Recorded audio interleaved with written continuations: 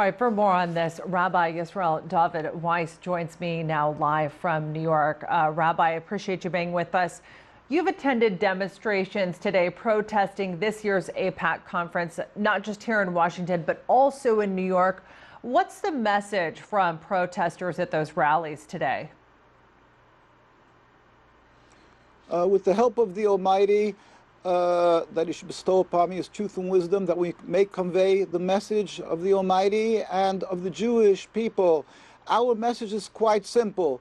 We are a religion called Judaism that we've been practicing for 3,000 years.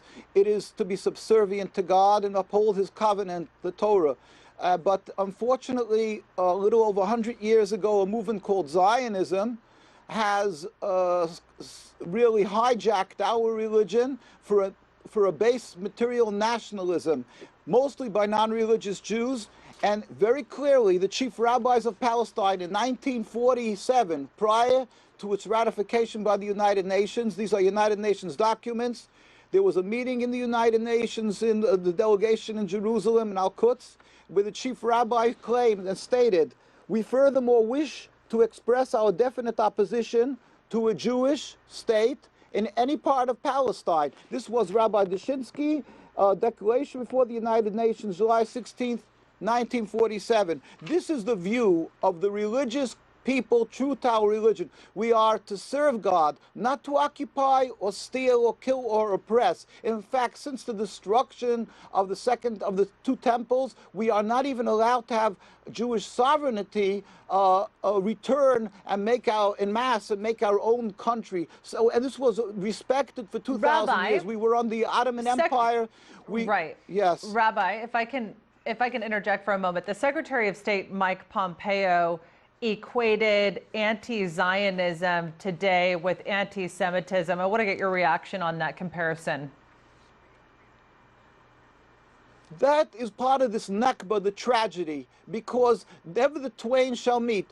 Anti-Zionism is a righteous issue. It is to stand up for a criminal offense, a horrendous offense of occupying people, not only the Palestinian people, but I want you to know that the Jewish people in Palestine are being brutally beaten daily because they demonstrate peacefully. We don't have guns. They're beaten with horses. Their children, women are arrested because they refuse to go to the army. There's nothing more scandalous than this, because we are a conscientious objectors. Imagine that in the state they call themselves a Jewish state, yet they refuse to recognize the rights of the Jewish people to observe our Torah. And we cry with the Palestinian people, and the world is being duped, and they're being cowered into believing that if they don't support the Zionist state, they're anti-Semitic, while in truth, the state of Israel is exacerbating anti-Semitism. History